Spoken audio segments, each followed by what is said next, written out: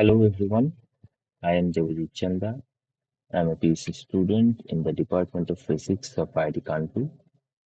I am also a recipient of the Prime Minister Research Fellowship, and I welcome you all to this course uh, titled Numerical Computation using Julia from Basics to Advanced. I am conducting this course to fulfill the teaching duties of PMRF, and I hope you all will enjoy this course as much as I have enjoyed developing. So let me quickly go through the topics that we'll be learning during the course. So as I was going through all the responses of the students who have enrolled in this course, I saw that most of them wanted to learn a new language. So I guess most of the students are already accustomed with computer programming and they have some prior exposure with a different language. But again, since we are starting with a completely new language, I will assume that everyone is a first time programmer and the first few 2, 3 lectures will be comparatively slower.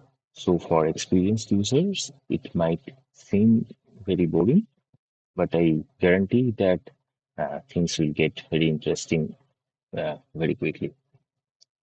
Okay, so depending on the response of the students, I have structured the course in three main sections. In the first sections, we will be learning the basics of programming. Then there, in the intermediate section, we'll be learning about installing packages and those kind of things. I will go through all the topics after I have given a brief intro. And after the intermediate steps has been tackled, we'll go to the advanced topics, which will be the main chunk of this course. Okay, so in the basics part, we'll first see how to uh, define variables and what different data types are available in Julia. We'll see how to write the very basic uh, programs using conditional statements, do iterative stuffs using loops, and how to use all of these things and write the functions and all that functions at different locations in the same file in different files. So this kind of basic building blocks of programming will be tackled in the first few lectures. And after that, we'll be learning about navigating the documentation of Julia, which is, in my opinion, one of the crucial component of mastering any programming language. That is how to read the documentation and figuring out the problems and uh, errors that is in the code by yourself. So I will be spending a lot of time in the documentation throughout this course. We'll also look at installing different packages and we'll see some of the key packages of Julia and how these are implemented to work cohesively and we'll mainly be looking at the data analysis and data visualization packages.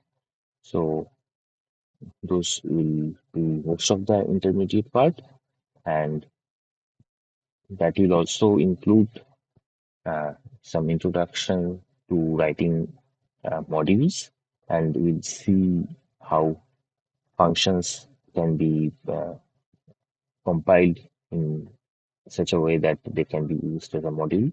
So that this is again stepping into the advanced territory. We'll also spend some time on multiple dispatch, which is a key feature of Julia. And with that, I also want to tackle. I don't know if that will be possible given the time frame of this uh, course, but if it is possible, I will also show you how to write a package in Julia. Okay, so those are the basics and intermediate stuffs. and then we'll move on to the advanced topics, which will be the main chunk of this course. We'll do numerical computation like interpolation, spline, linear interpolation, those kind of things. We'll do differentiations, integrations numerically. In integration, there are a lot of methods that we want to tackle. There is Euler method, then Newton Cotes method, related with the formulas. Everything will be taught in the advanced topics, and that will require at least a couple of classes. Then I will also talk about image processing and image analysis using Julia. That is another uh, interesting paradigm. And I want to end this course by introducing you to the machine learning capabilities of Julia. So I'll be introducing you to one or two packages where you can build uh, and do some very basic machine learning steps.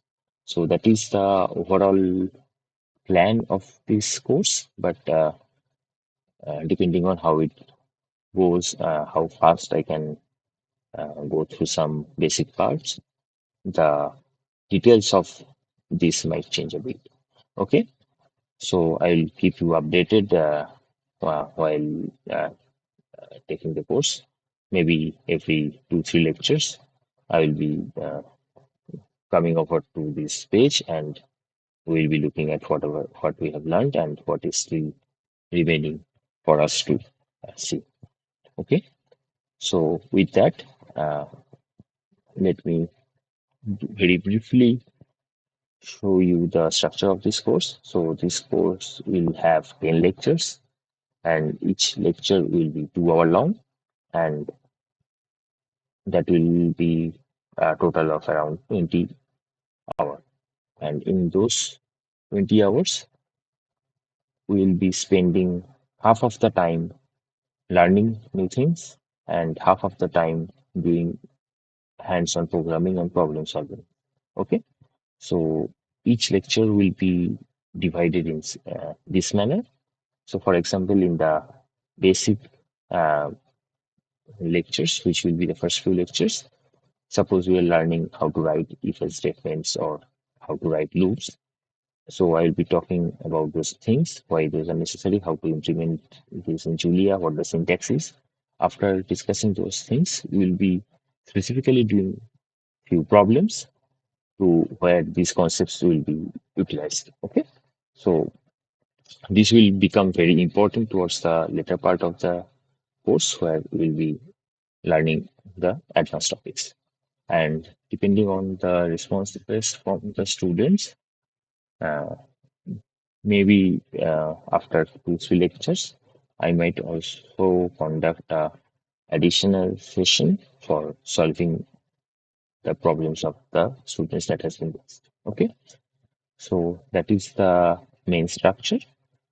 So hopefully we'll be able to finish all the topics and we will enjoy this course as much as I have enjoyed developing it.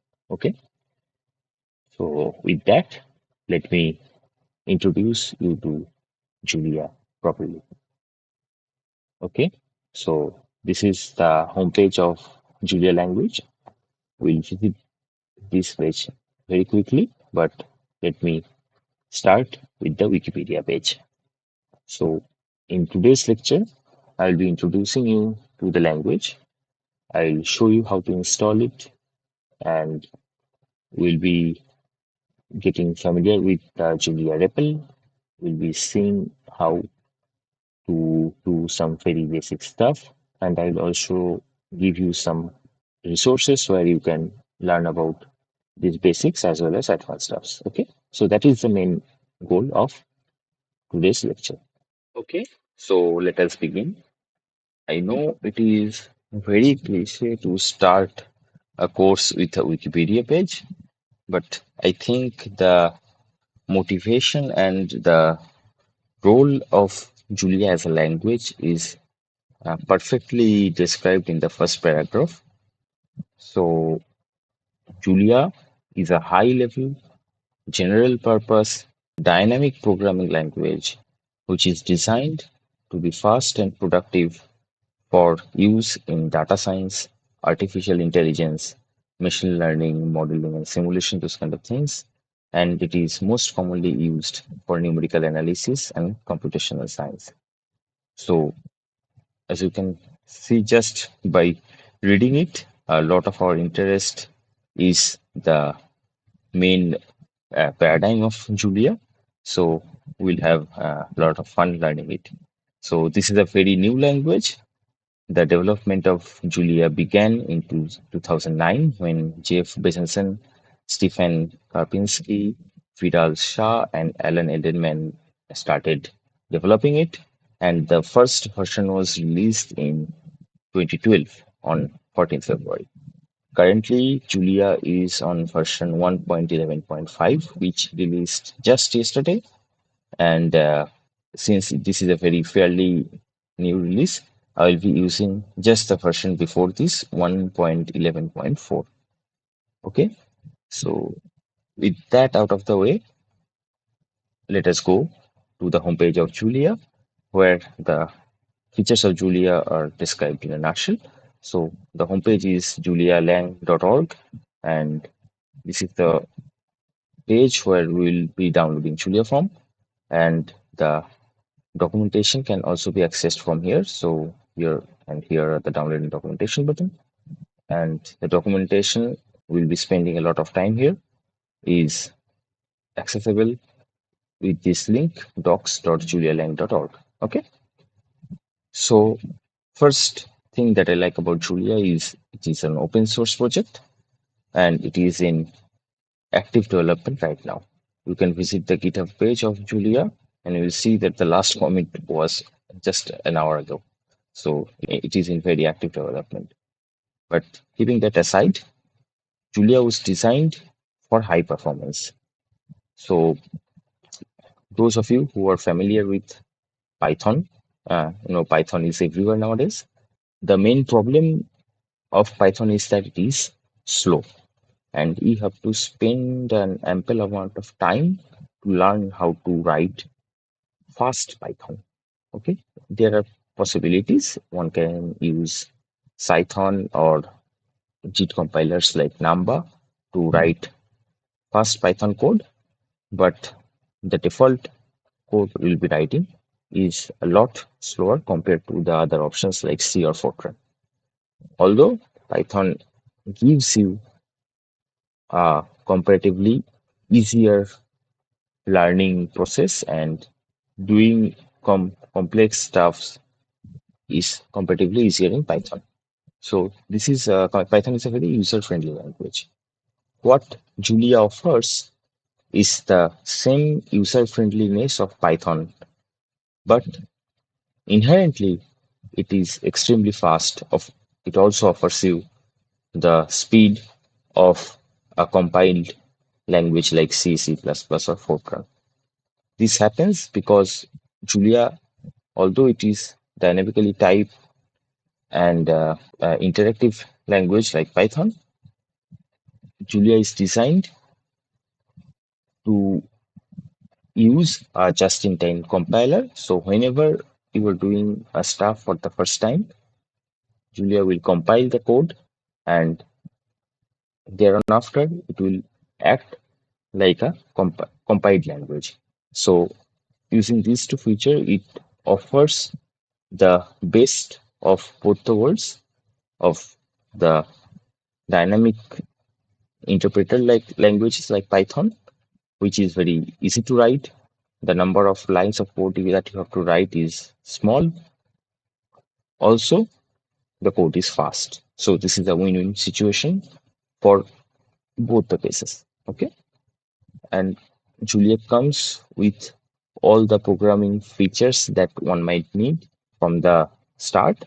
So it is equipped with debugging, logging, profiling, and a package manager. The package managing system of Julia is very intuitive and it can create reproducible environments very easily. So that is another plus point. Suppose you want to develop a project only using a particular package, packages and particular package versions, it will be extremely easy to do so in Julia. And again, the last point is that it is composable. Julia uses multiple dispatch as a paradigm and making it extremely easy to express many object-oriented and functional programming patterns.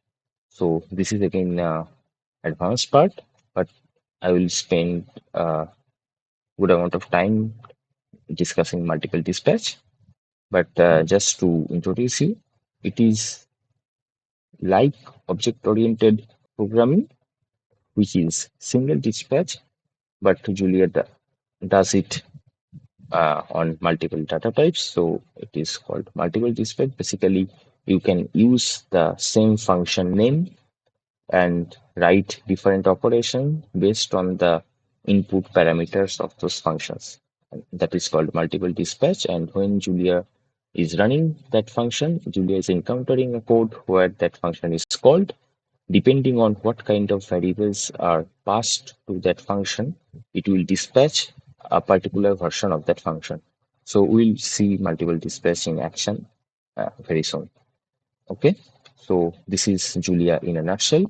And if you want to learn more, you can visit this page.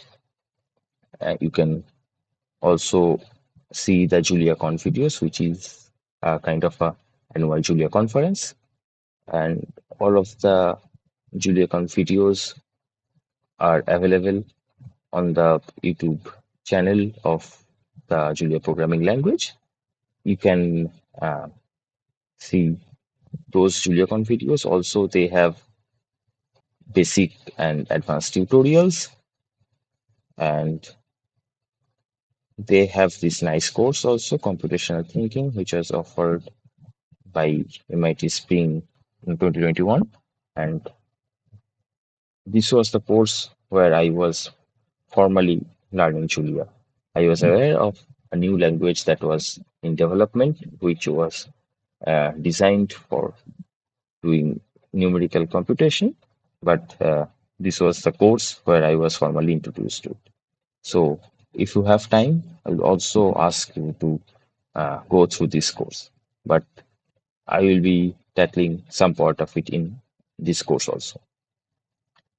And all that we have I discussed so far about Julia is wonderfully summarized in this Fayashi video, which is Julia in 100 seconds. If you have time, you can also give it a watch. We like the animations and stuff. Okay, so with those out of the way, let us see how we can install Julia in Windows machine. So you can access the download button here or here, and that will redirect you to this page, which is julialang.org/downloads. This is the page where you can download Julia for both your Windows machines, Mac machines, or Linux. Although Julia comes included in the uh, package manager of uh, Linux distributions, the commonly used Linux distributions. So during this course, I'll mainly be using this Windows machine. So in Windows, we can install Julia using this command. You can just copy it here, or you can visit the Microsoft Store, which will lead you here, and there you can download the program. So after installing it, it will give you access to two commands. One is Julia and another is Julia App. So Julia is the main program which you will be using, and Julia App is another utility which will help you install different versions of Julia, and that again ties to the reproducible environment stuff that I was talking about. So all of this is built in. Okay, so that is how you can install Julia, and after it has been installed, you can use it in your terminal. So if you are using Mac, you can use iTerm or any other terminal, or if you are using Windows, you can use the Windows command prompt or Windows terminal, PowerShell, everything works. If you're in Linux, then I don't need to discuss all the terminal options. You can use any of them. You can access the Julia REPL using the command Julia. And when you run it, depending on how many packages you have installed, it might take a few moments to run. And when you run it, you will see this kind of prompt. Okay. So the first thing that I want you guys to verify is that you are using one of the latest versions. I am using 1.11.4, which was released on 3rd March. And if you're using this version, it's okay. If you're using 1.11 point anything, that is fine. Okay. But don't use the 1.10 versions, although that is the stable release. Since this is a language which is in active development, we want to use all the latest and greatest features. So it's best if you're on one of the latest releases. Okay. So when you run the Julia command, you will see this prompt where a link to the documentation will be given, and there are some help options that is also shown here, and the version will be shown, and the official uh, Julia website link will also be shared. So as it is customary to run a Hello World program whenever we are starting with a new language, let us do that for Julia also. So you can print anything with Julia using the print command, and it is written in this syntax. So print is a command or a function, and that is called by writing the name of the function followed by a set of parentheses. And within the parentheses, you give the parameters. Okay. So here we want to print hello world. We can type it like this, print within parentheses hello world, and we have to type the message within quotation so that it becomes a string. Again, we'll be looking at different data types soon. And if you enter in the REPL, you can see that it has printed hello world. Okay. So again, since functions will be tackled at a later stage, I just want to introduce how to use these built-in functions. So write the syntax is write the name of the function followed by this open close parenthesis arguments or the parameters goes inside the parenthesis, and this will give an error because in Julia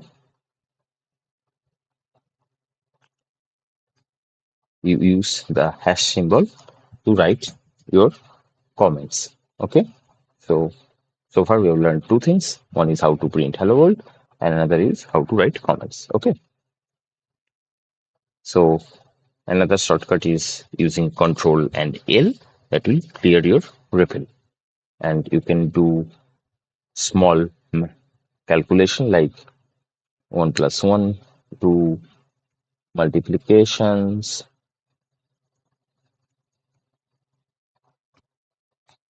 exponent, those kind of things. And since this is dynamically typed, if you do 2 by 3, it will automatically convert everything to a decimal number and give you the result as 0.66666. Okay, so all these things are doable in the REPL, but we want to write all the commands in a file so that we can use them repetitively, because in REPL, although you can access the commands by using the up arrow symbol, most of the time everything you are doing new you have to type it out, but so it is customary to use a file. Okay, so let us quickly see how to run a Julia program from a file.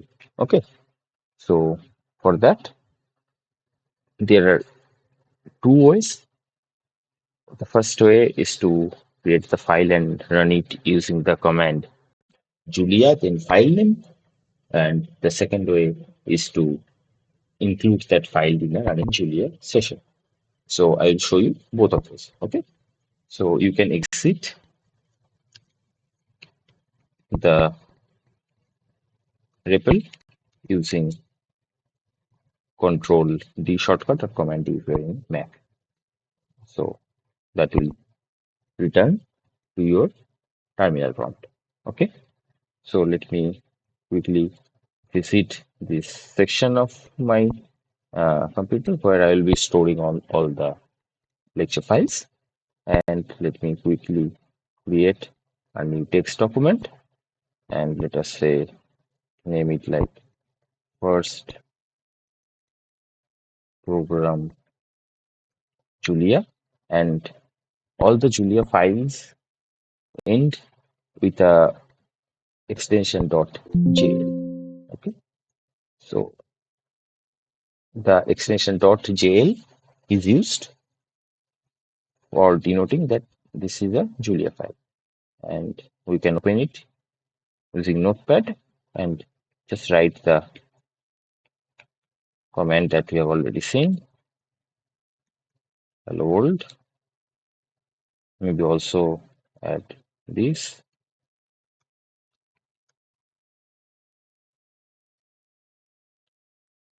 We have to close the parenthesis.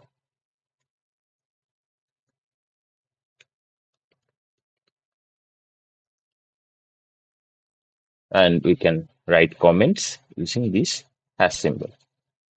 We can save it, close it out, and let me quickly close this terminal also. And we have to open a terminal pointing to this location in our computer and increase the file's font so that you can see it. So there's two ways you can run that file, this first program julia.jl, which will just print the message hello, welcome to the course. The first way is to run Julia, then this, the name of the file. So this is the syntax, Julia, then name of the file. This dot and backslash is indicating that the file is in the current directory. You can omit that if you're running it in the from the same directory. You can just run it like this and that will also work. You can see that it is printing hello world, welcome to the course. So the first demo program that we have written is working. The second thing that you can do is you can run the Julia REPL and you can use the command include and you can give it the file name. It will autocomplete in the REPL. You can autocomplete using tab and again you have to pass the file name within this parenthesis and it has to be a string. Okay, you can run it like this also. So you can see that that is also running the file as we expected. Okay, so where to use which method? The first method is when you have already written a complete script and you don't want to make it any changes, just you want to run the program and get the result. Then the first method of running these Julia files is preferred. But when you are testing out some code, suppose you have written some functions in a different file and you are changing them and trying them out in the REPL, then you can use this function, this command include. Okay. So although you can use them interchangeably also, but that is the way I prefer to work. Okay. So with that, so far we have seen what Julia language is. We have installed it. We have used the Julia REPL. We have written our first program. We have seen how to store a set of commands in a file and how to run that using Julia. There are two ways. We have tackled both, and we have also seen how to write a comment on the file. Okay, so with that, I will close out of this REPL and I'll quickly go to the file and annotate some more comments. Okay, so use Julia command to access the REPL. Use Control D or Command D if you're in Mac to exit the REPL. Use hash to write comments. Use name followed by parenthesis to run functions. We will be looking at these in more depth later. Use .jl extension to create Julia files. .jl files can be run in two ways. First is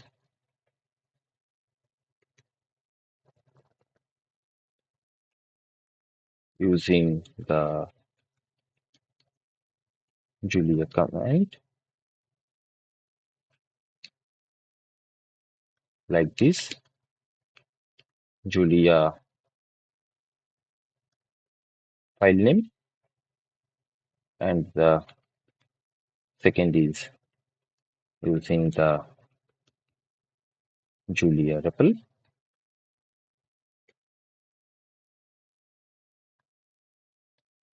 file with include command and include file name. Here file name has to be a string. Again, since this is just the first lecture, I am going through all of this stuff over and over. In the later lectures, we'll not be doing things so tediously. So if things are saying repetitive, just be here for 1 or 2 lectures. Okay. So that is how we run a file. So let me quickly modify this also to demonstrate an issue, and we'll introduce another comment which will help us resolve that issue. So suppose I want to say welcome to the course, maybe write the name of the course.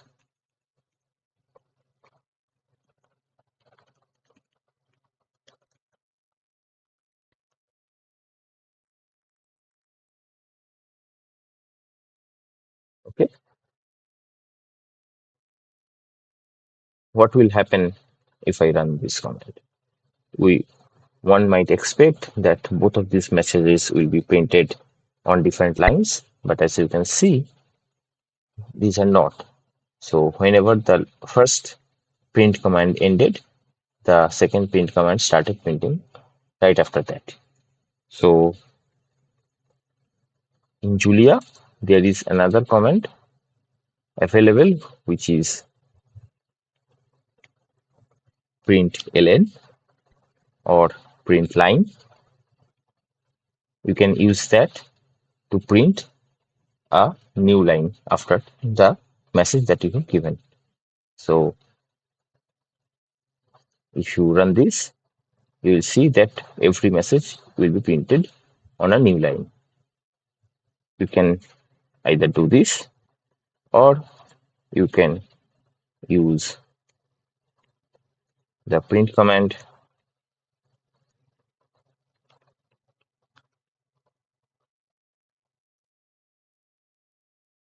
with a backslash n,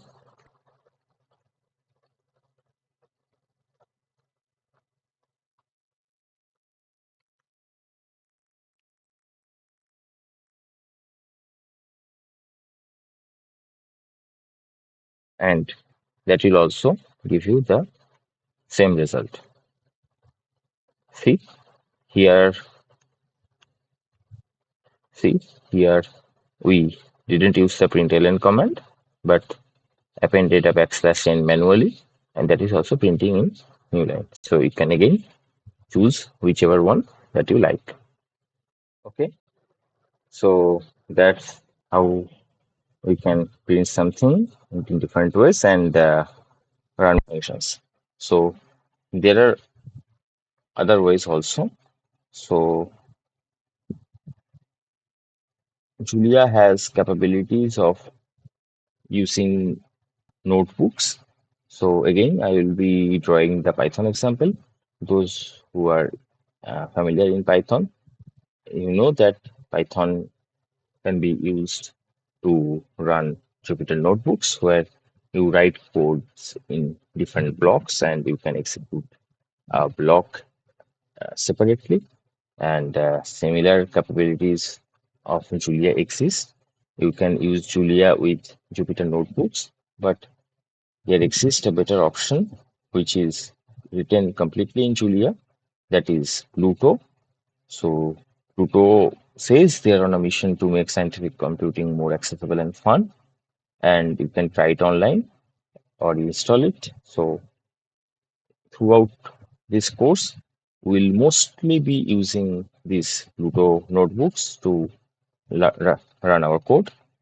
And the main thing about Pluto is that this is reactive in nature. So, for example, you can uh, create these checkboxes and these sliders, and your program will take those into effect and run. Okay, and you will see there's a very nice feature in Pluto that if you do some changes to a part of code at the very end, it will also affect everything at the top. So at each moment, all the outputs that you have are coherent with all the inputs. So we will see all these things in action. So Pluto notebooks are reproducible by default, and it also has an inbuilt package manager. That means each Pluto notebook that you will be using, you can use different packages, same, and pin different versions of packages in the notebook itself. So you can share the notebook with someone else, and when they run it, they will get exact same result. So this is a very nice feature. So we'll be using these Pluto notebook. Okay. So let us see how we can install this Pluto package. And before doing that, we'll also look at the other messages on the Julia REPL. Okay, so let us start by running the Julia command. And again, we have seen the documentation, we have seen the version number and the home page. Let us see these help messages. Okay, so you can write the letter, you can type the letter question mark, and it will take you to the help prompt. Okay, see now here Julia is written.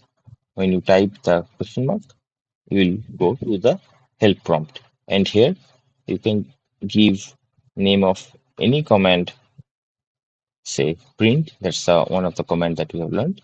And when you type enter, it will show you the use of this function and some examples also. Okay, similarly we can check the help of println also, and you'll see that it says that print followed by a new line. Okay, so here IO is the input output buffer, and those kind of things we don't need to worry about. So again, the examples are given. So this is very helpful when you are going through the documentation, but just want to check a few things locally. Okay, so another thing is the closing bracket, then followed by a question mark. But you will see that when you type the closing bracket, you will have this blue prompt with pkg written. So that means we are in the package installer prompt. So here you can add packages, you can look at helps of packages. So when you are in this package prompt and then you type the question mark, you will get help for the package. Okay. So we can use this prompt to install our Pluto package as well. To get out of this prompt, we can just simply type the backspace. Again, for your reference, let me quickly note this down also. Use question mark for help. Use this closing third bracket to access the package prompt. Here you can install a package. Okay. Here you can get help for functions. Okay. So let us go to the Pluto documentation. It says that you can use this command to add the Pluto package. So what basically it is doing is the first part is import pkg semicolon. That part is basically saying that you have to load the pkg package and use the add command given under the defined under the pkg package to add a particular package. What we can also do is just type this closing third bracket, and that will do the first part of this command, which is importing the pkg package. Okay. So here, after doing that, we can just write add Pluto, and if we type enter, the package Pluto will be installed in our environment, in our Julia installation. But we'll not do that here. We'll do another small maneuver. Okay. So there's another thing that you can do with the Julia prompt. You can type the semicolon, and that will give you the shell of your command prompt. Here, this will be the basic shell that you are using under the hood, and you can use different shell prompts also. Okay. So for example, you can go to the previous directory just like this, and again to get out, use the backslash command. So again, use this to access the shell. Okay. So here what I'm showing is a bit advanced, so I'll be discussing this later in detail.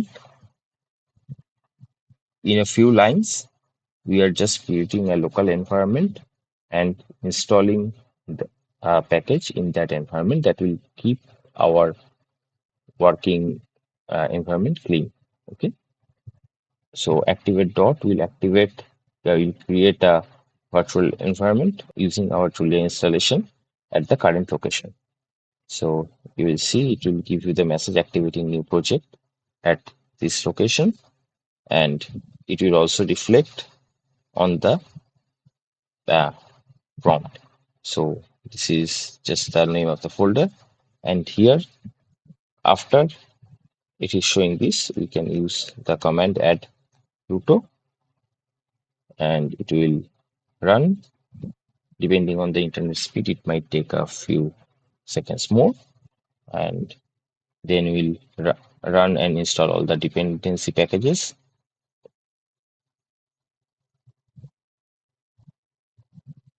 Just give it a moment,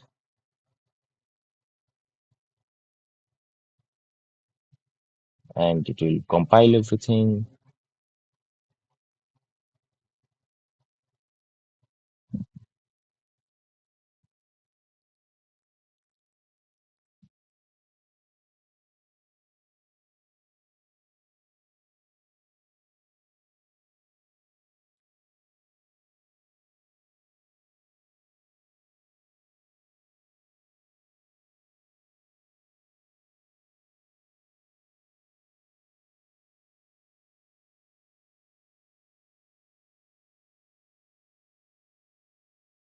And finally, when all of the dependencies are compiled, it will compile Pluto, and hopefully it will work out and we can start using that package.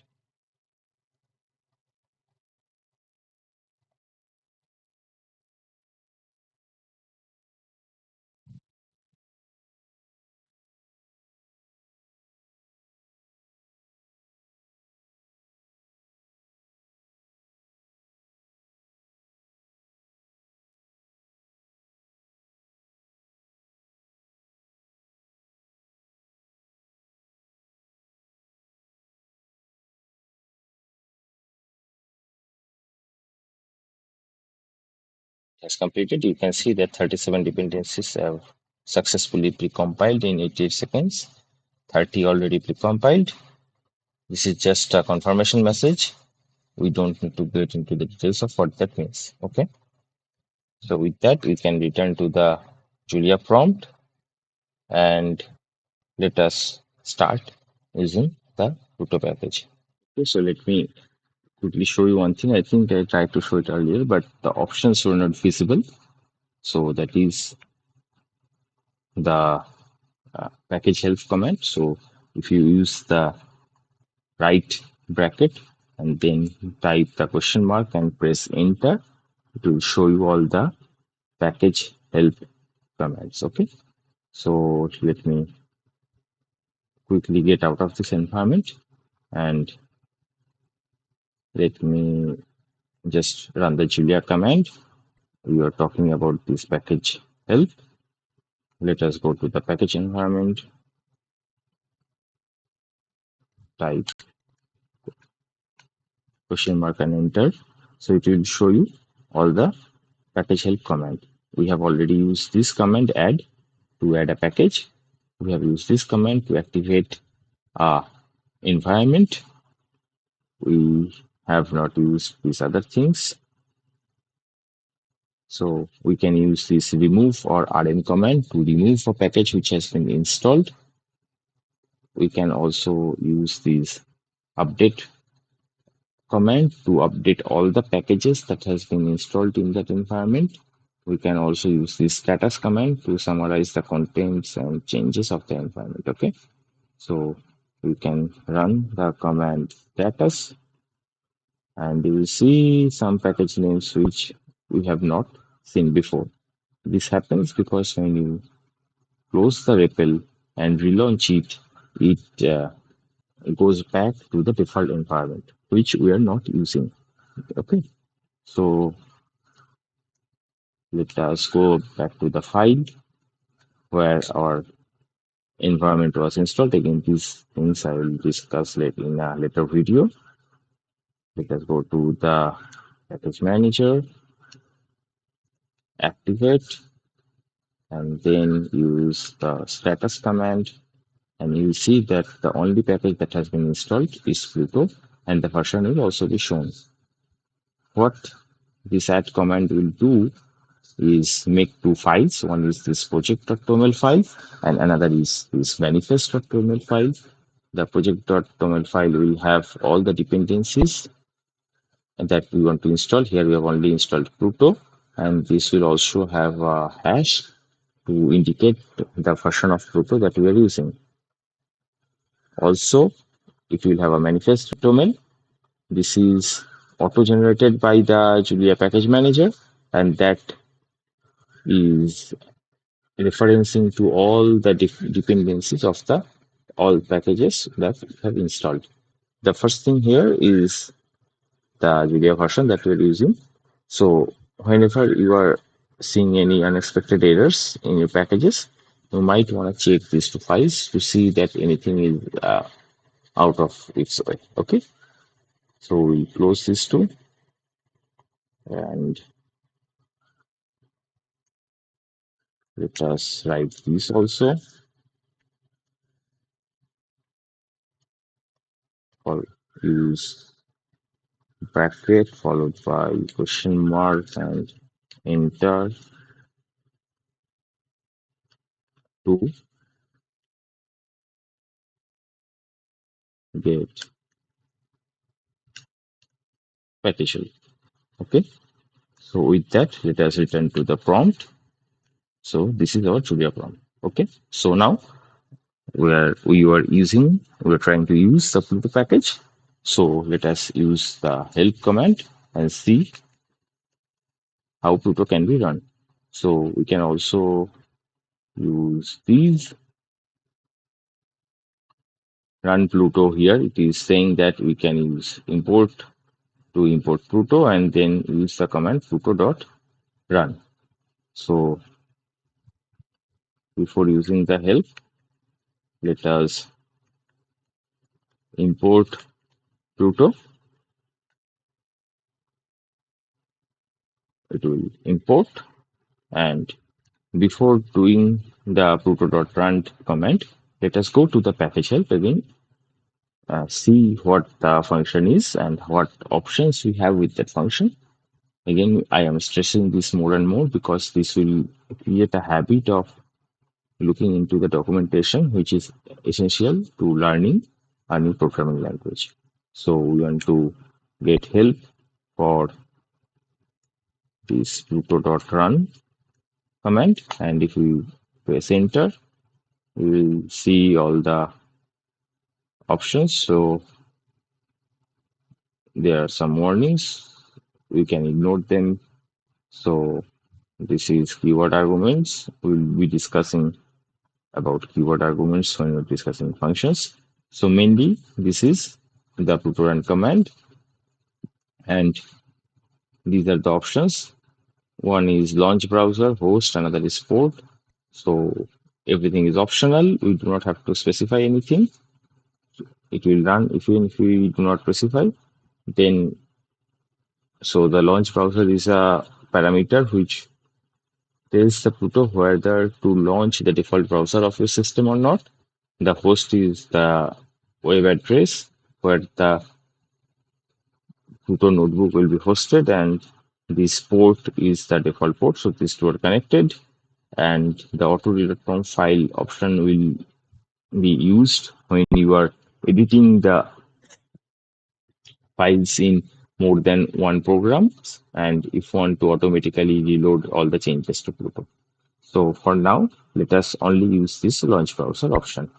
So what we will do, we will use the pluto.run command and pass the option launch browser, which is true in by default, but we want to give the argument false. And again, this is another data type. We will be looking at different kind of data types later in this video. So when we run this, we will get some prompt about Pluto loading, and after some time, you'll see this message that go to this address in your browser to start writing, and you can close this by using Control C in this terminal to stop Pluto. So we don't want to stop Pluto, we want to use Pluto. So we can copy this,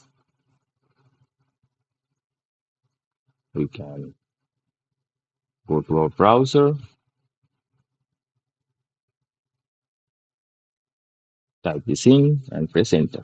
Okay, so this is the home page of Pluto. So here you will see a button for create new notebook, and some featured notebooks are also given which you can download to explore the features and possibilities with Pluto and Julia. So there are some started getting started section for basic math or some sections to introduce you to the interactivity of Pluto. There are some mathematics and visualization notebooks also. You can export this at your own time, but here, for the purpose of this video, we want to create a new notebook. When you click that button, it will create a new notebook. Okay, so this is how it will look by default. Here, this section is to export your Pluto notebook. So if you click it, you can do some recording. You can export it in a PDF file or static HTML file or as a .jl file. So you can edit the front matter. You can present your file, those kind of things. We will not be going through all the details. What we will do is save our notebook. So we can just click it, this section. It will give us all of the folder where Pluto notebook is running. We'll go to the lecture file section, and you can see that the first program that we have written, first program julia.jl, is also shown here. Let us save this as first notebook.jl, and when you type choose, it will save it in that location. So if you go to your file browser, you will see that this file has been created. You can open it. You will see that this has many things written. We'll discuss that later. So for now, let us go to our notebook and start writing. So everything we have done so far in the REPL can also be done here. So we can write comments like this. Okay. You can use the command Control S to save all changes. We can increase the font and size like this using Control Plus. You can print messages like this, and you can run this cell either clicking here, sorry, not here, either in here. You can see that it has run and the output is shown here. You can use this button to hide the code, only show the output. You can use this button to delete the whole cell. You can undo that using here, this button. You can disable it, hide logs, disable in file, those kind of things you can do. So you can explore all the options. Now, if you want to create new cells, you can use these plus symbols, or which has the shortcut Control Enter. You can see, and Control Enter, what it does is also will run the code that you have written inside this cell. So these blocks are known as cell, and you can write codes there. So Control Enter will run it and create a new cell. So if you want to print another command,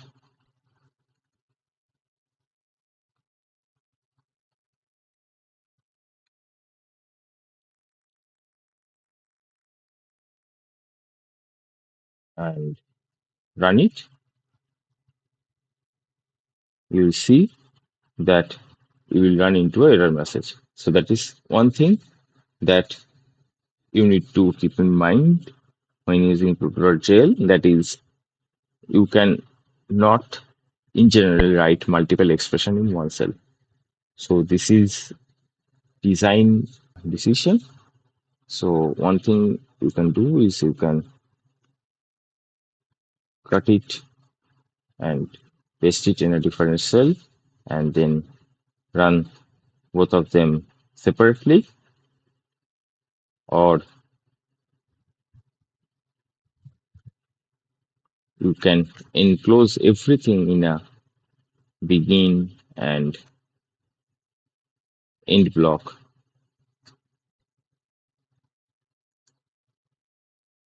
and run. Again, you can see that we are running into the same problem. It is not printing a new line. We can modify it and again run. We can delete these cells.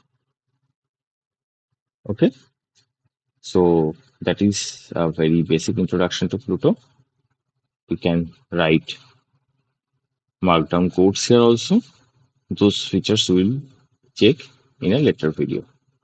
So now let us see how to assign variables and data types, different kind of data, use different kind of data types in Julia. Let me quickly name this notebook with a markdown cell.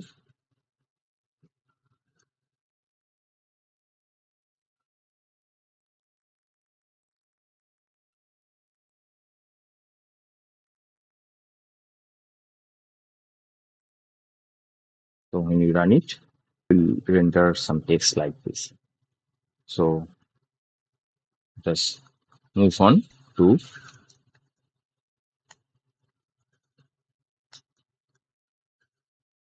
data types and variables.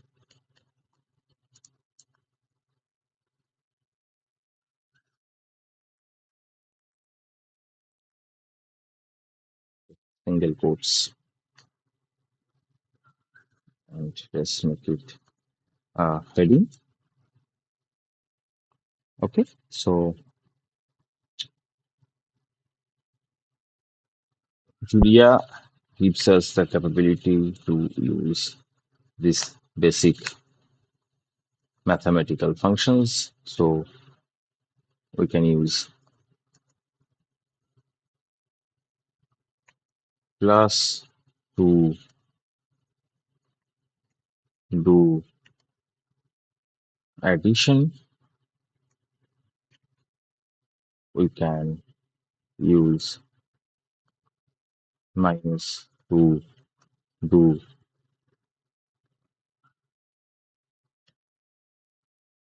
subtraction.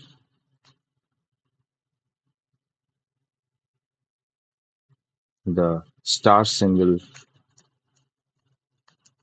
to do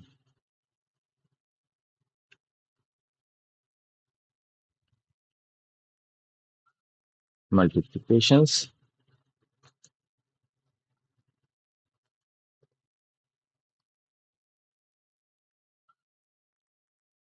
and the slash symbol to do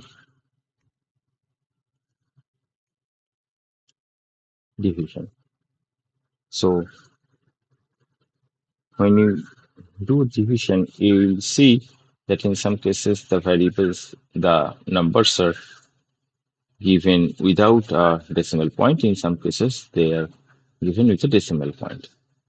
These are representing two different data types. One is integer and another is float. Float basically means decimal data types. Okay. So we can use a command in Julia, which is the command type of, to check the type of anything. So we can pass type of 1 and it will say that it is a int 64 type. So int means this is integer, and 64 means that it is a 64-bit number. So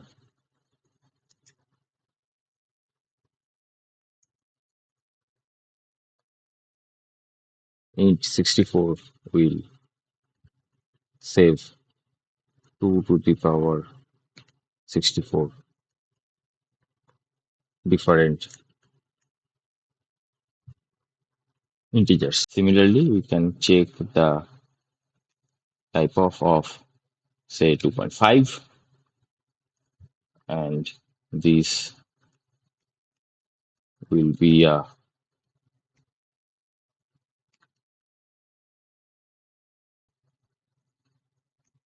decimal number. And if we run it, it will give an error because I have mistyped the spelling of type. So you will see that this is given as float 64. Again, float represents the decimal number, and 64 again is indicating that it is using 64-bit notation. Okay, so there are other data types also. For example, Boolean data types, which are just false and true. So we can check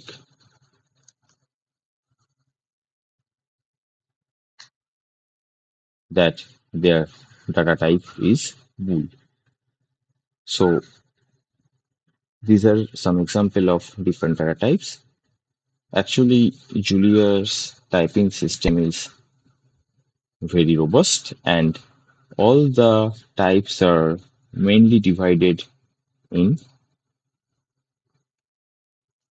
two different kinds of data types. One is abstract and another is primitive types.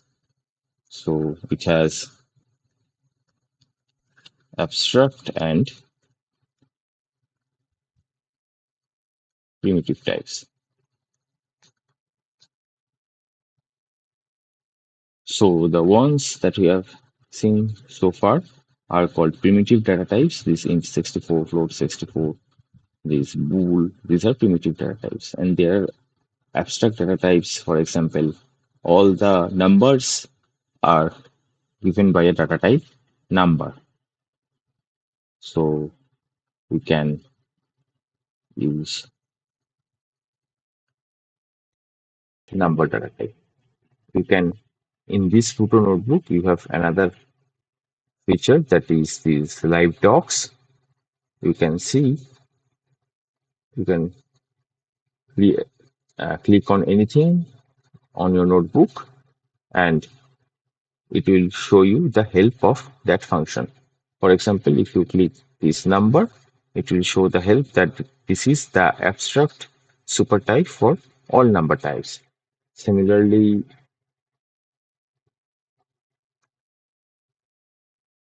int 64 is a 64-bit signed integer type, and this will give you additional comments that overflow without warning.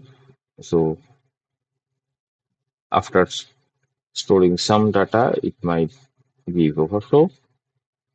So you can use this to get help of this type of functions also.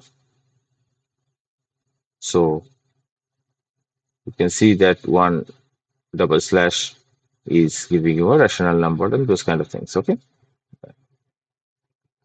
So we can close this live doc for now and let us look at some different data types. After we have looked at the 64-bit data types, they have similar 32-bit and 16-bit counterparts also. So int 32,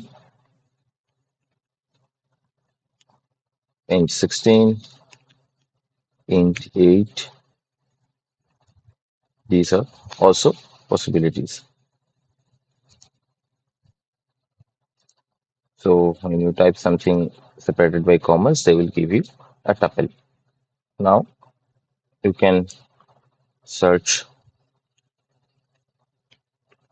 data types in Julia, and on the first link on the documentation, you will see the things that I was talking about, and you will get these two classifications that I was also talking about, that there are two main kinds of types in Julia. One is the abstract types. So the number is an extra type. Then all the real numbers are also. Then floats are a subtype of reals. Then integers are a subtype of reals also. Then we have signed and unsigned integers. Those are subtypes of the integer data type. Okay. So you can check whether something is a subtype of another abstract type using this less than and colon symbol. So we can go to our notebook and try this out. Say, as I talked earlier, the number data type is the super type of all of the numbers. So we can check whether the int 64 is an subtype of number, and when it returns true, it means that the statement here is true. Similarly, we can check whether bool is a subtract of number, and you will see that it is also true because under the hood booleans are represented as 0 and 1. We can check whether a string. So before going to strings, let me introduce you to strings. So we can write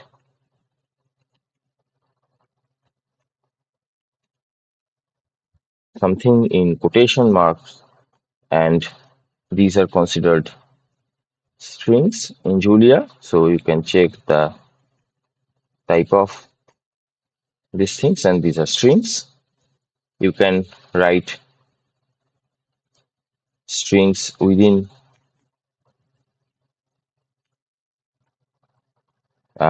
second bracket and first bracket also.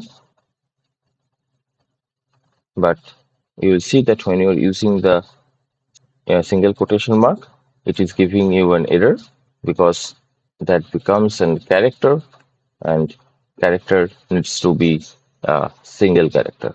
You cannot write multiple things here. So you will see this is a car data type. So one might expect that car will be a subtype of string. It is, but it is not. Again, we can check whether string is a subtype of number. Again, this is not. We can check the same things with bar also. You will see that these will return false. So you can look at all the abstract data types and the primitive data types, which are the float 16, float 32, float 64, bool, bar, and int, uint. I haven't talked about uint. I will talk shortly about it.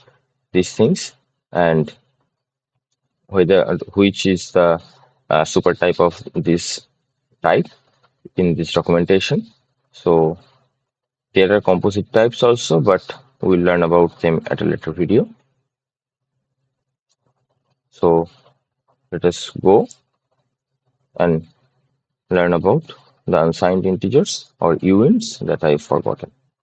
Okay, so let me quickly annotate something here. That is basic operations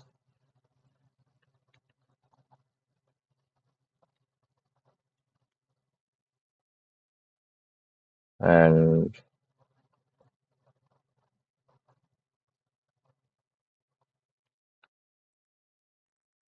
integer, float, and bool data types.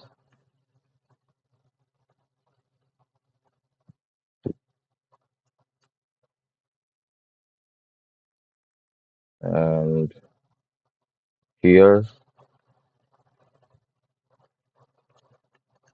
we have learned about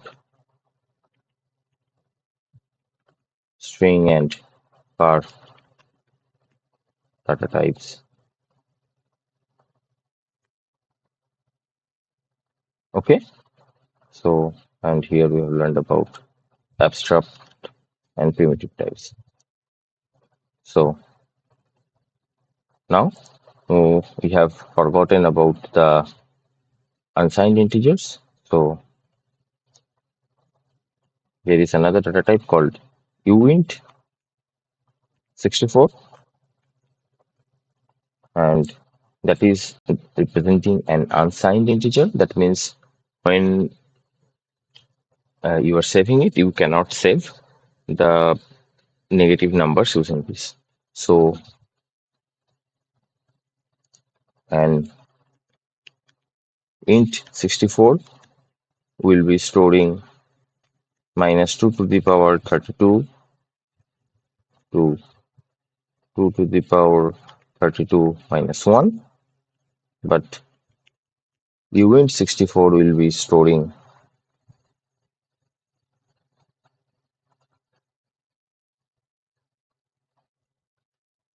2 to the 0 to the power 64 minus 1. So in total, they both will be storing 2 to the power 64 numbers. And how do one get these numbers? You can use the command type min and give int 64, and you will get this number. You can also check whether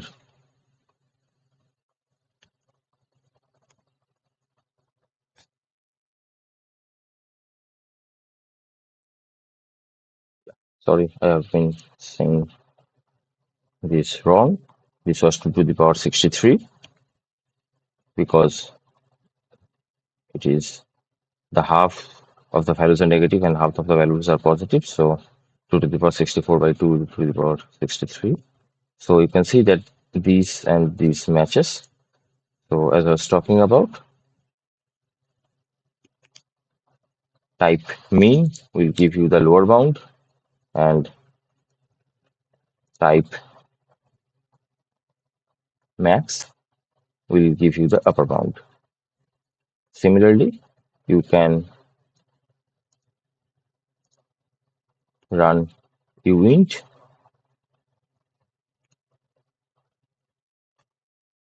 and you can see that it is saving 0, and you can convert this to float as well.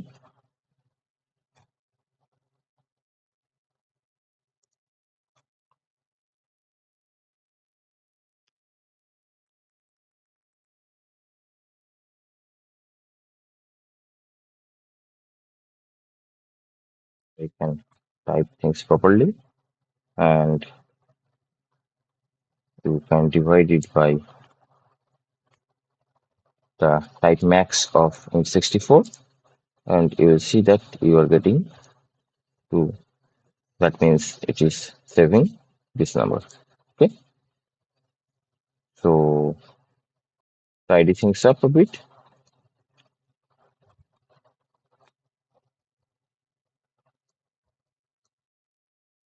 and recap what we have learned so far. Okay, so let us look at more mathematical operations. Say so far we have seen how to do addition, multiplication, subtraction, those kind of things, and we can also do power operation like this. So 2 to the power 6 will be 64. We can also get the remainder of a division. Say 50 divided by 6 will give you a remainder of 2. So this will give you remainder. Another example will be 35 divided by 4. Sorry, 35 divided by 4. That will give you 3. So you can use this percent sign to get the remainder of a division.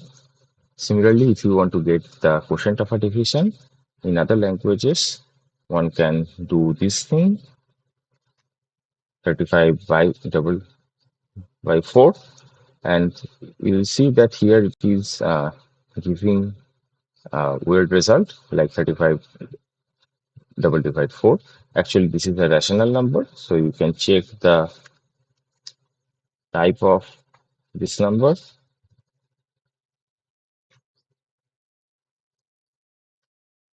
You see this is rational type.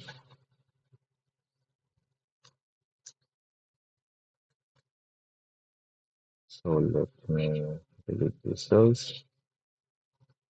So what you want to do, if you want to do get the quotient, you have to do an integer divide, and you can do that using the division symbol, the symbol that we use in mathematics, and you can access that by writing backslash div and then pressing tab. That will give you this drop down window, and you will be able to access all these symbols. So we are looking after this division symbol. If you click enter, you will get this division symbol. So Julia supports Unicode characters not only in the name of variables but also as functions. So you can use emojis or just literal times symbol or center dot to define functions. You can use a degree symbol to define temperature. Those kind of things is possible. So you can run this and you will see that it is giving the current result of 11. So after say we have done these variables and data types and math operation, let us quickly learn about some equality or comparison operators.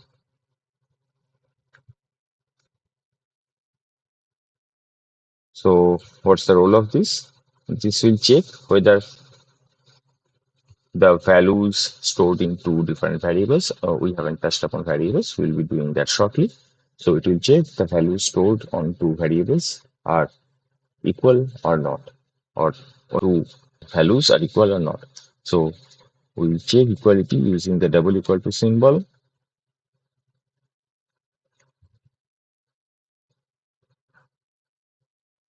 And if we ask whether 1 is equal to 1, we will get the result that it is true.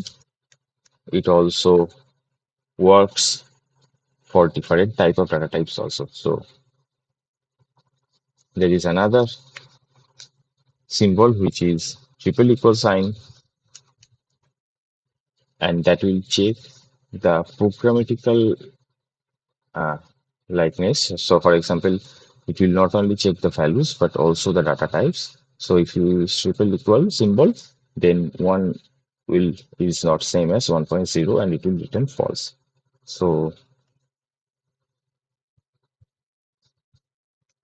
this checks programmatical equalness. I think this is the correct wording. Okay, you can check inequality using the exclamation mark followed by the an equal sign. So 1.5 is not equal to true. It is coming out correctly. You can also use a Unicode of the non-equal to sign here. So for example, as we use the division sign here, we can use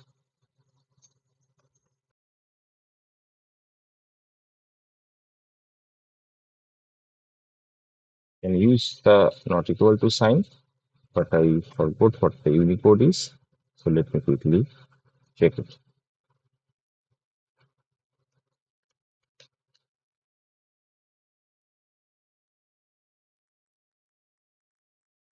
So this is 2260 and this is the sign. So you can just copy paste this from Google also. So this is a notebook and you can check whether 1.5 is not equal to 1.5 and you will see that this is false again because these are equal. Okay. So there are other operations also, for example, complements and bitwise or not. We will be quickly going through them also after we have learned a little bit about variables. So let me define these sections as variables. So in programming, this often you will see that people do not type numbers like we have done here, and they do not do operations like we have done so far. What they tend to do is store the the value of their choice in a variable and use that variable to do the operations. This is very handy because suppose if you are using a particular number, say if you are converting temperatures or say mile to kilometer, if you're doing this kind of conversion, the conversion factor you will be using everywhere. So there is a possibility that you might mistype it somewhere and that will give you a wrong result. So what people do is they define it correctly in one place and store it with in a variable and use that variable throughout the program. This also has an added benefit that if you sometime want to change the value of that variable, you can just do it at one place and the value will get the value change will get reflected throughout the whole of the code. This will be very helpful. We'll see that Pluto has a unique feature uh, pertaining to this particular value change part. Okay, so let us quickly see how we can assign variables in Julia. We can use the equal operator and we can give it a value. So this means that the value of 1 is being assigned to the variable x.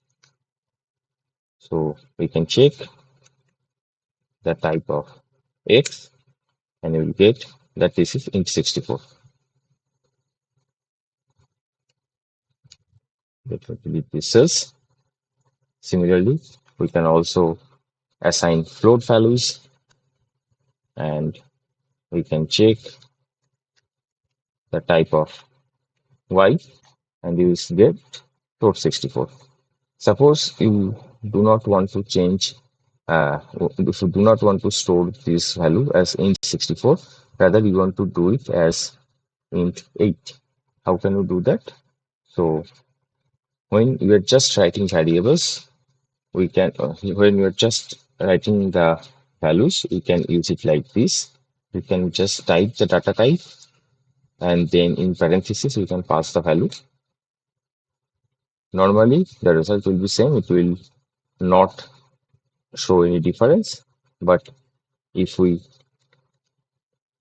get a type of it, you will see that this is an integer. And what is the catch here? Int 8, we know that it cannot store more than 127. So if we store 127, it is fine. If we do 128, it will give an error that this is not possible to store. So in some languages, it will roll over to the next, to the first value, but in Julia that is prohibited. So let me fix this error quickly. And now everything is fine. So suppose you want to assign this value to a variable. You can do it in two ways. You can say that a is an int 8, which has the value 10. And if you do that and get the type of a, you will see that this is int 8. You can also write it like this using the double colon symbol. So after you have defined the name of the variable, we can write double colon and pass it a value. And this thing and this thing are similar in working.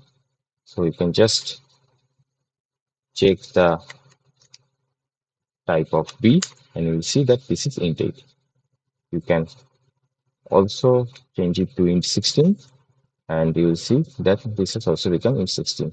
And here comes one of the nice features of Pluto, that is when you change the value or the type of one variable at one location, everything that is related to that value will get changed and that will happen immediately. So let me quickly demonstrate that. So suppose we have defined b here to be 5 and let me define another variable to be b square and we can check the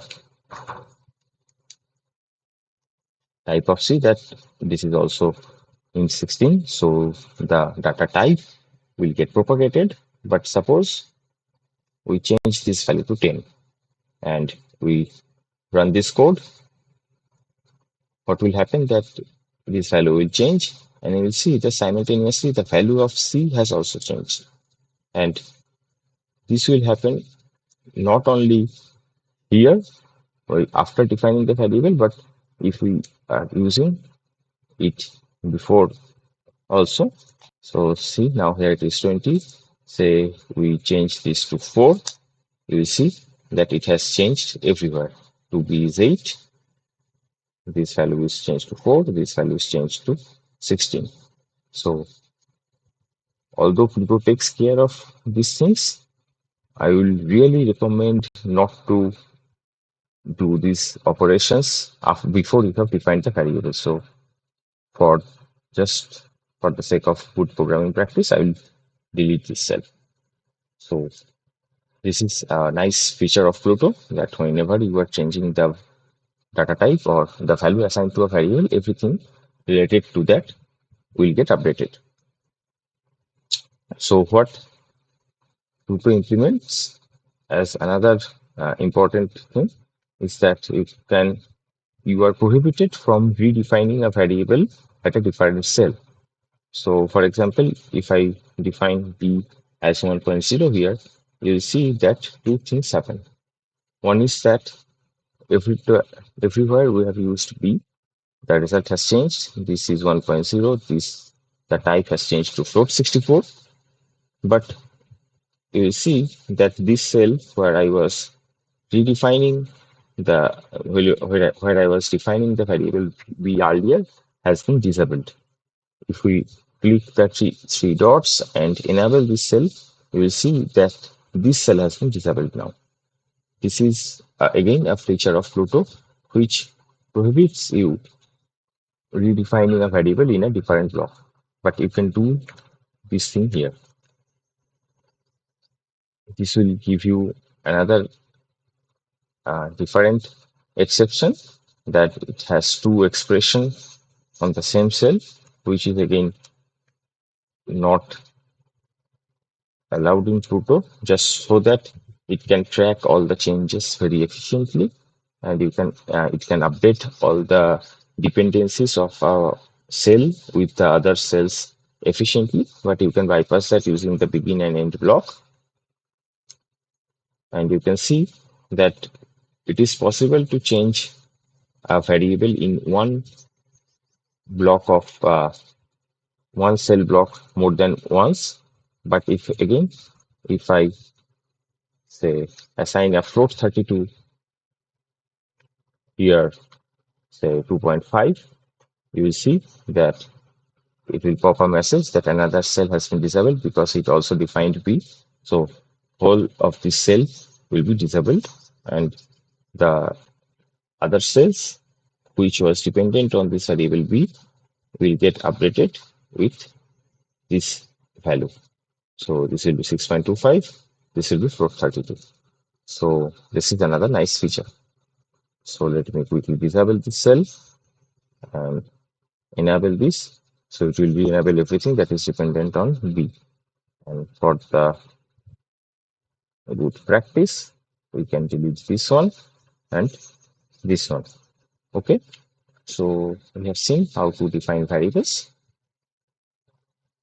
The mathematical operations like addition, division, those things,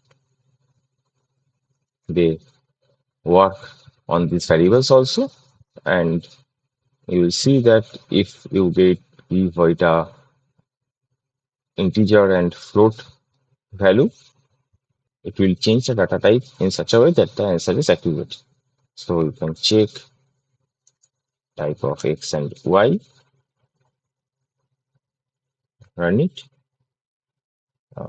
I want to check type of x plus y, and you will see that this is float 64. Now, what will happen if I make this float 32? Here it will get changed, and here also it will get changed. Okay, so let me change it. So now it has also been updated here. You can use the comparison operator here also. So x not equal to y. You can use it with two variables. You can use it with one variable and one value.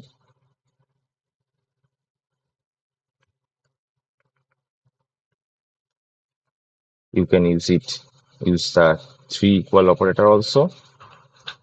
In case of x, it will be false. So all these things are possible. Now there is another operator, another set of operators that one can use. So suppose I should not use the same variable name. So suppose in the variable p, I have saved the value true. So I can use this tilde sign and follow it by p that will invert it. So this is a inverse operator. Okay, so this is very useful when you are working with true, false, or Boolean values. So with that, let me go forward a little bit and introduce you to tuples and named tuples. These are two very unique data types in Julia. In by unique, I mean that these are immutable.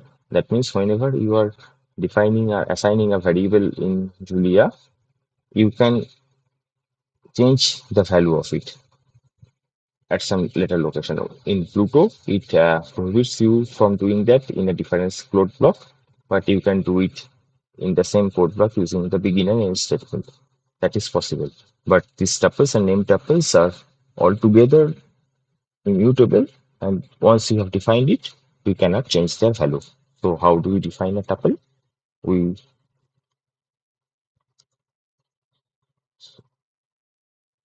just write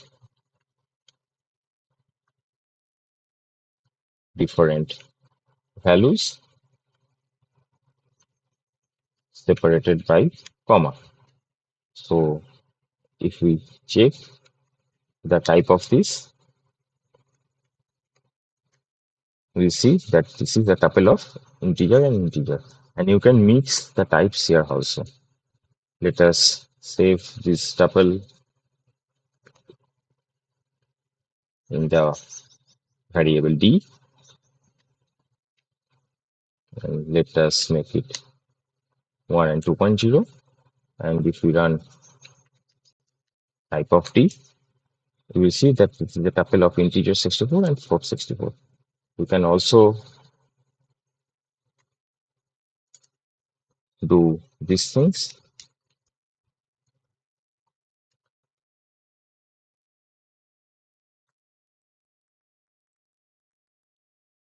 Will be type of, and there will be another set of parentheses. And where is the error? Okay, I forgot to close the parenthesis. Yeah, you will see that we have defined a tuple where the values are float 64, int 64, bool, and string. For sake of completeness, we can add a character also. You see that you can mix and match all the data types in this tuple. So what is a named tuple then? So in this tuple, suppose we have defined here 1 as t. How will we access the first element, which is 1? So we can do that by using this third bracket or uh, bracket notation. So the first symbol of D can be obtained by D or the variable name followed by these brackets, and within brackets we will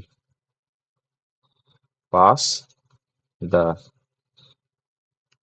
position where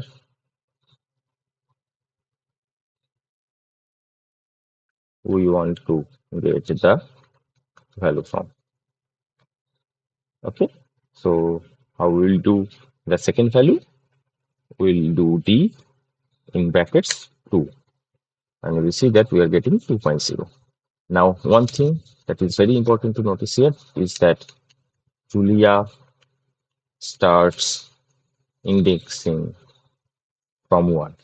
So in most of the other languages, for example, in C, C++, Python, Fortran, everything starts indexing from 0, but in Julia, it starts from 1.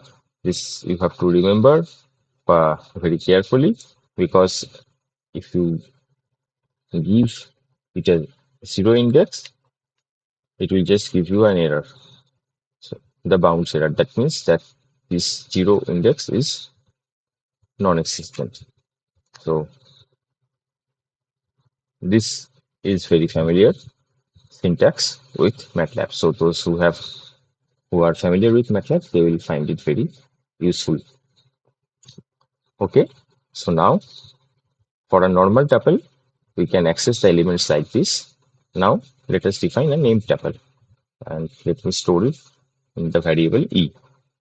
So the named tuple is defined in the same manner as the normal tuple using parentheses. The only thing here is that you can give uh, or assign some names to the positions where the values are stored. So you can say that within the parentheses a equal to 1 and b equal to 1.5. So this will run, and let me quickly show you the type of this, that this is the name tuple. What is the advantage? Okay, so this is the name tuple and it has two indexing symbols, so a and b. So what is the use of this? So in named tuple, if you run this, you will get the first element. If you run this, you will get the second element. So these things are same as the tuple. But suppose your tuple has many elements and you forgot which kind of parameter is stored in what index.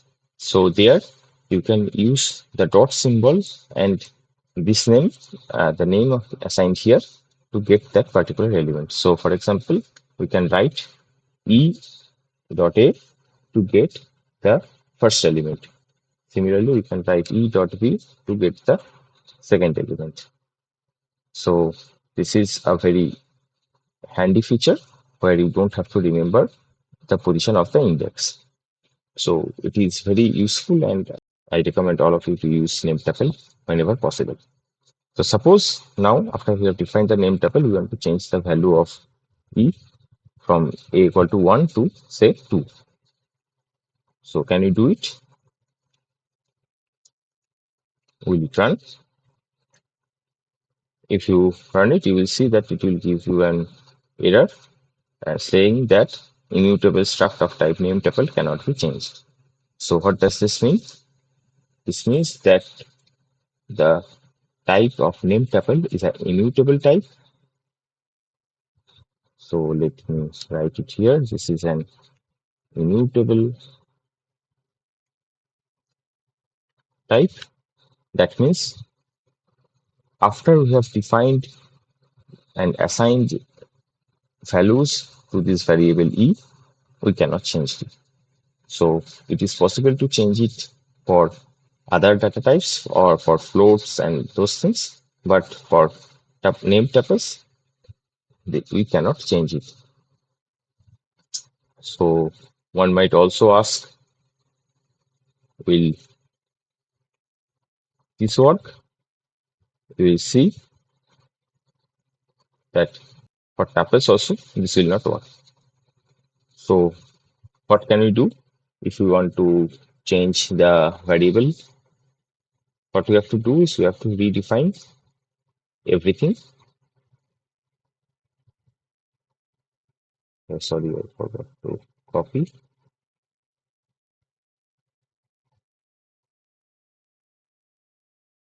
Okay, we can redefine everything and this will run and this will again disable this cell.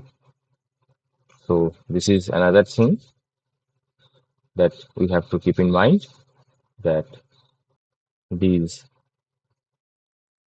tuples are immutable in nature.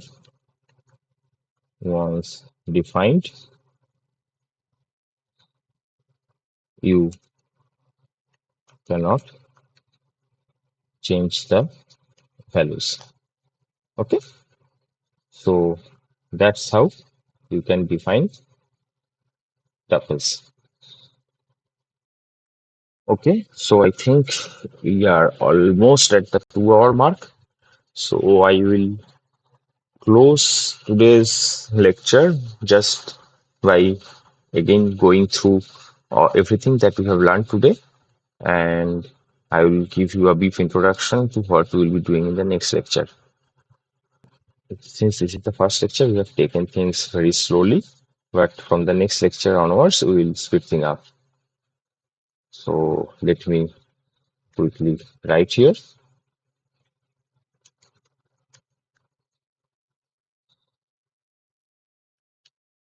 What have we learned?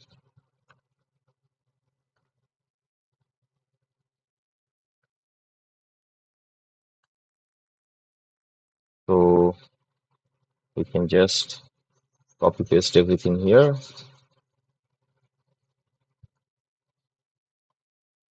and just reformat things.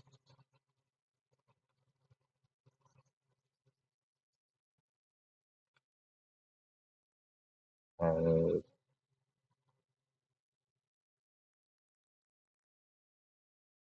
let me see if these are rendering correctly. Yes, these are. So let me add a few more points.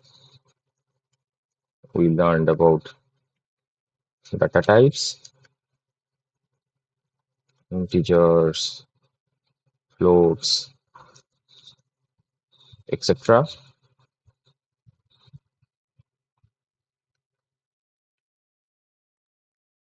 Let me type out everything. String, character.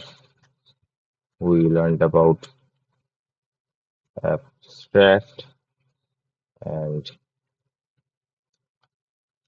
primitive data types. We also learned about mathematical operations,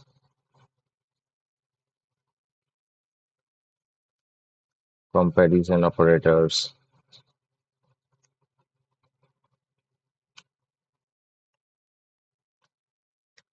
We learned about using variables, using or fixing the data type of a variable. We learned about Unicode functions, which is division and not equal to. So let's quickly copy them.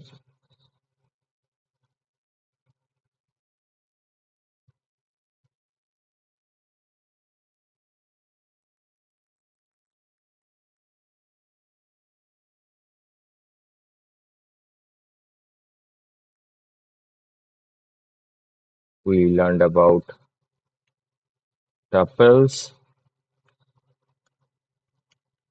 named tuples, and immutable and mutable data types. So mutable data types are integers, bools, those kind of things. We also learned about some features of Pluto. We learned Firstly we learned about how to install a package. Here we have installed Pluto. We learned about some features of Pluto.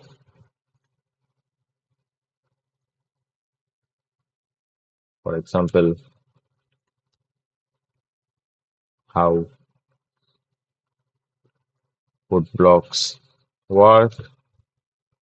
We cannot define variables at two code blocks.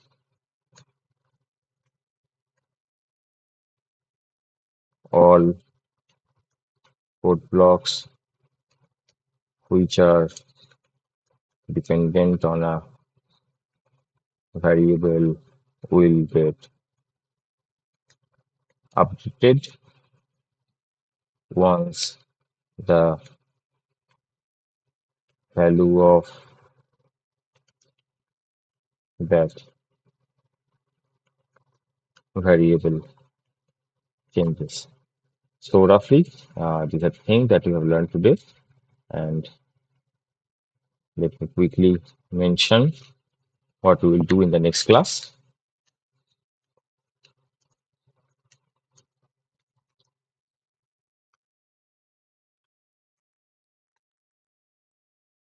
So next class, we will be learning about arrays, vectors,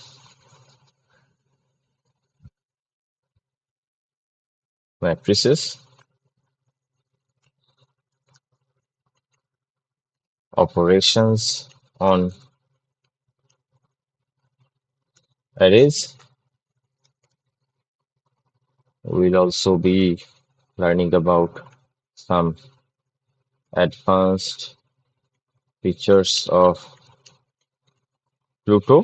For example, how to write this markdown and those kind of things, if time permits. Then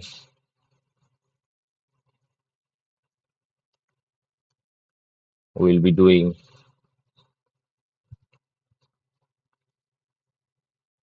conditional statements, if else, those things. and we'll be having a problem solving session. So hopefully we like uh, this next class also. And if you have any questions, you can comment when the video will be posted, and I will try to address that in one of the lectures. And I hope you have liked the first lecture and you have started using Julia. So we'll see you in the next class.